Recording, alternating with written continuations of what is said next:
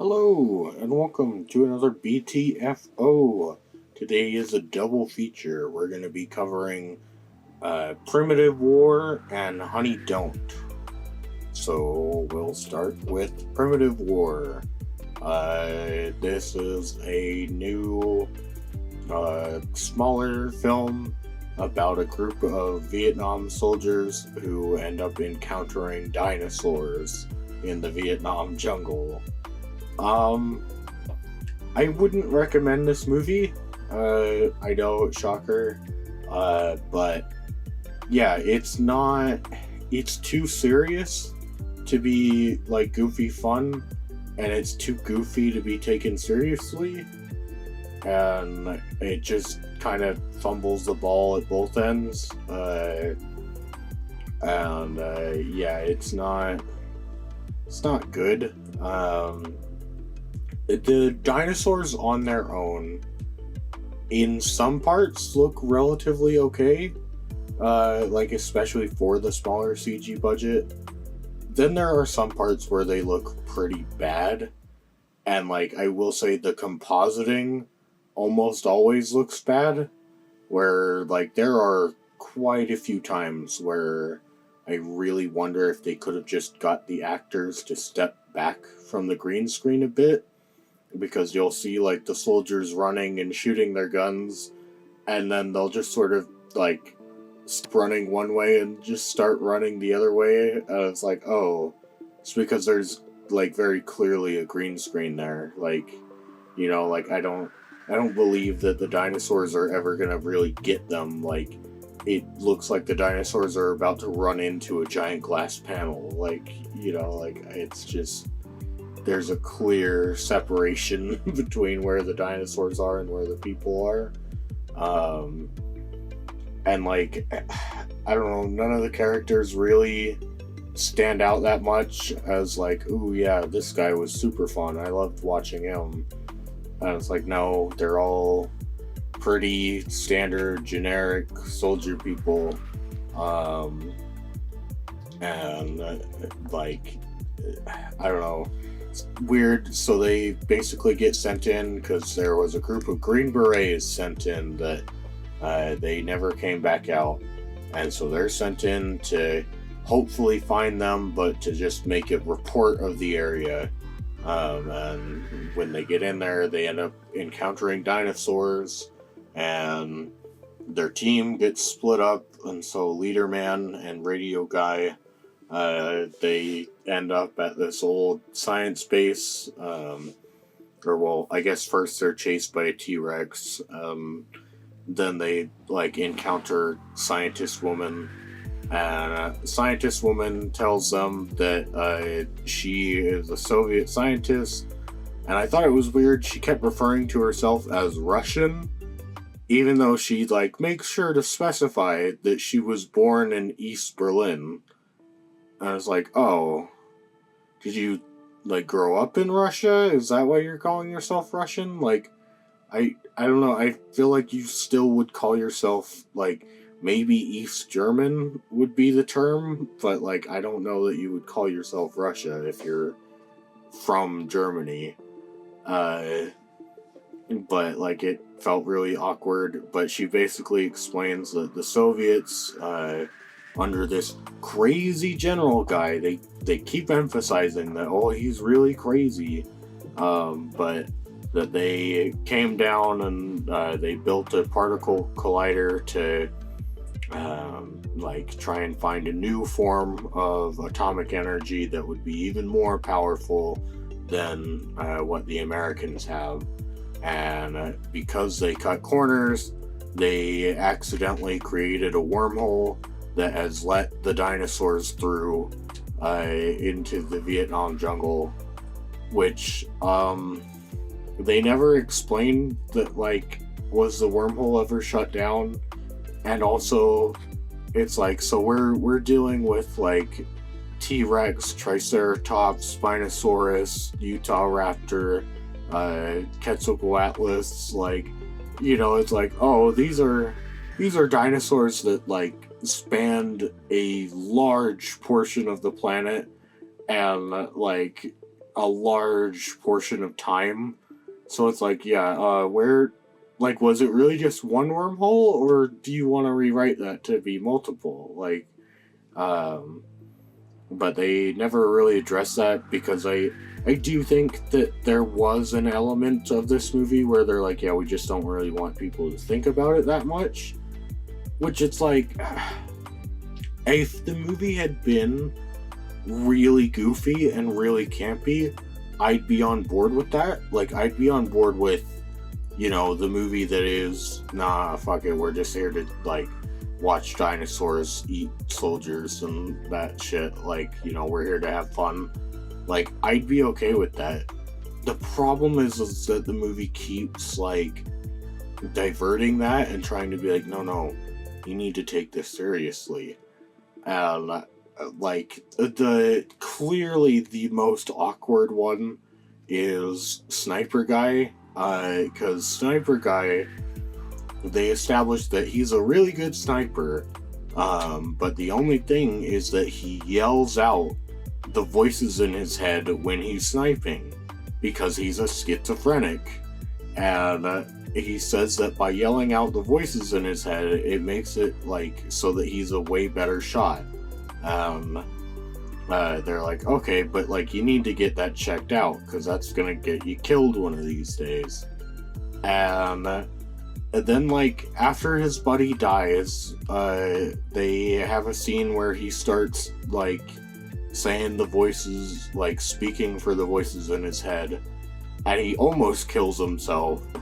And, like, Leader Man has to, like, shove the gun away from him, and he's like, oh, don't worry, Leader Man, like, I'm in control, like, I've got this. And it's like, yeah, like, I don't know, I feel like you just take the guns from him at that point. Like, I feel like you would put him on some sort of suicide watch, be like, yeah, I don't really trust that you're in control, gonna be entirely honest.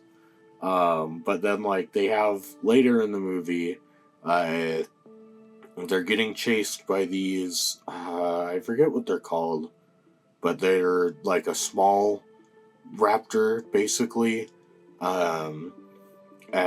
So Sniper Man decides to, like, take a few shots from his pistol, to the dinosaurs, and then he, like, runs over to the river, and is away from everyone else, and has, like, lured the dinosaurs there, and then he shoots himself and falls back into the river in, like, a T-pose.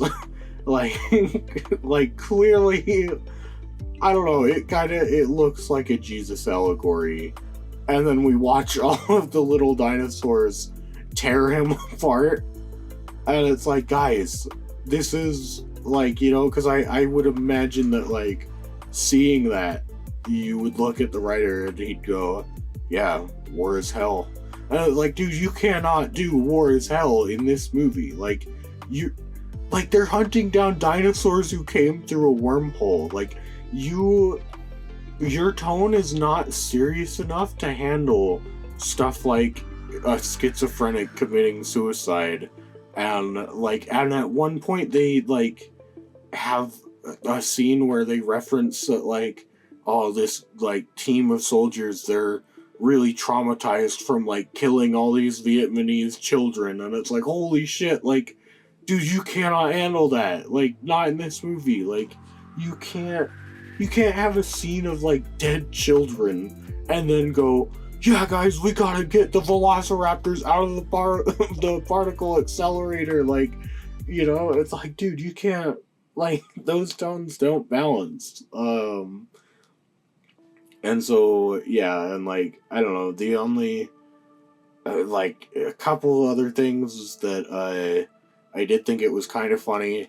They have the lady, because I guess they're not velociraptors. They're probably Utah raptors, but they just call them raptors. But, like, they're the bigger raptors. And they have the scientist lady say at one point, there are 6 of them in the jungle. And then by the finale, there are 1,000 or more. of these raptors that swarm the Russian base and like take it over, and like they literally show shots from like helicopters in the air watching these just massive swarms of velociraptors, to the point where it's like, Jesus Christ, how big was that fucking wormhole? Like, how fast do they breed? Like, it's like, Jesus, like, why do they only hunt in groups of like 3 to 6 when there's so many of them? Yeah, it's just absurd.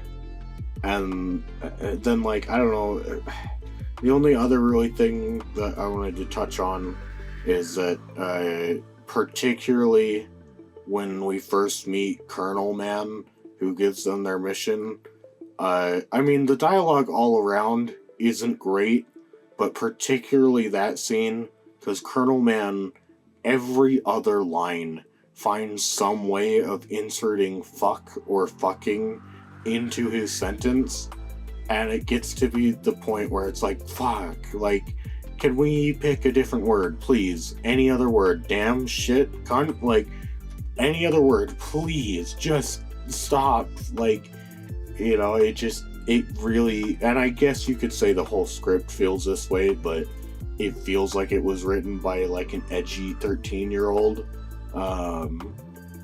And so, yeah, I don't know, I had hoped that this would be a bit more goofy, but unfortunately it wasn't, and I wouldn't really recommend it.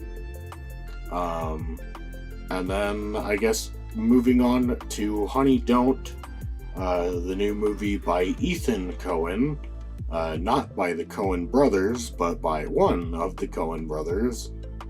I would not recommend this movie either. I don't know, I haven't seen, or at least knowingly, I haven't seen a movie that was made just by the other Coen brother, not Ethan.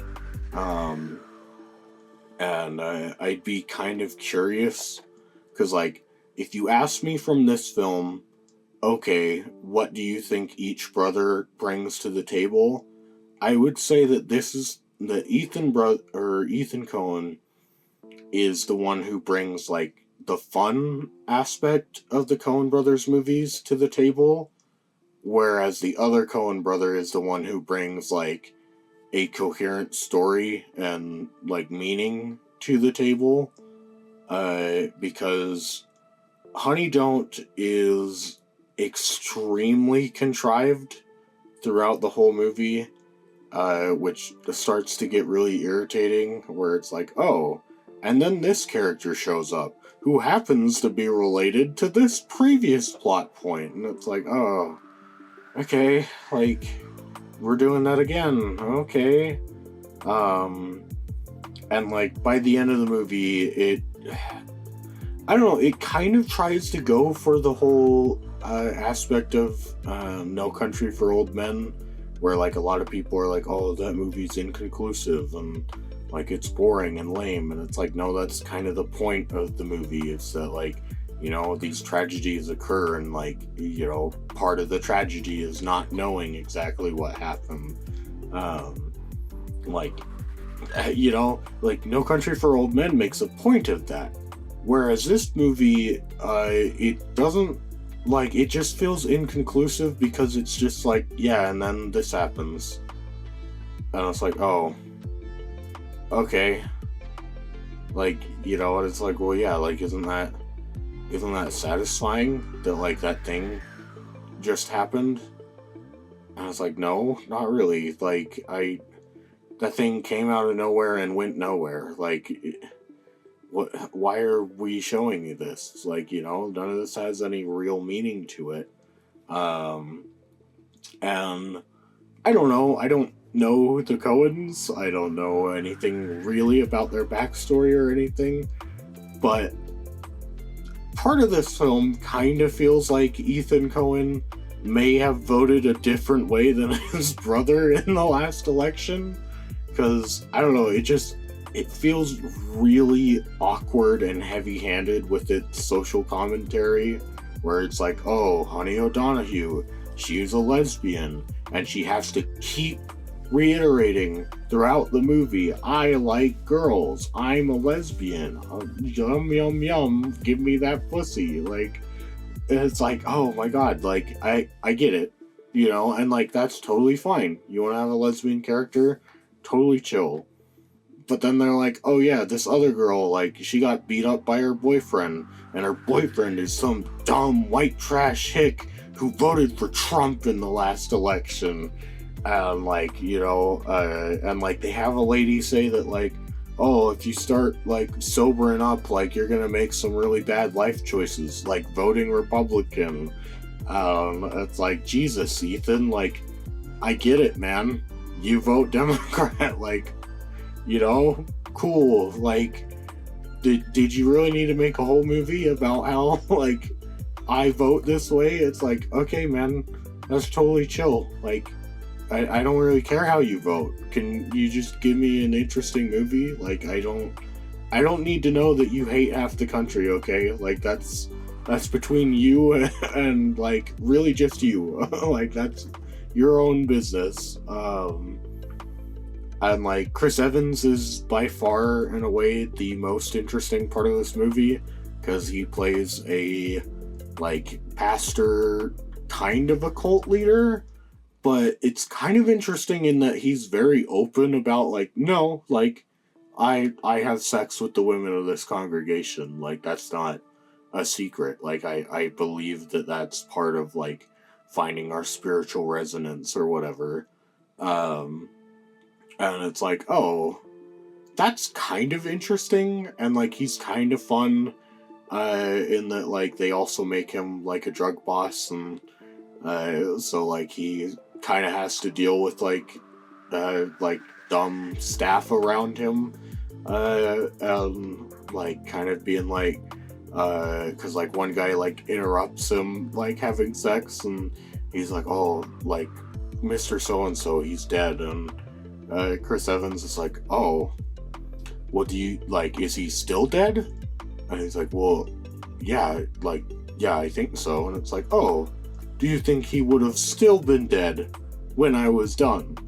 It's like, oh, yeah, I guess so. I'm sorry for like interrupting. And it's like, okay, well, like, I guess we have to deal with this now. Like, maybe you need to like think about that the next time. Like, you know, can it wait?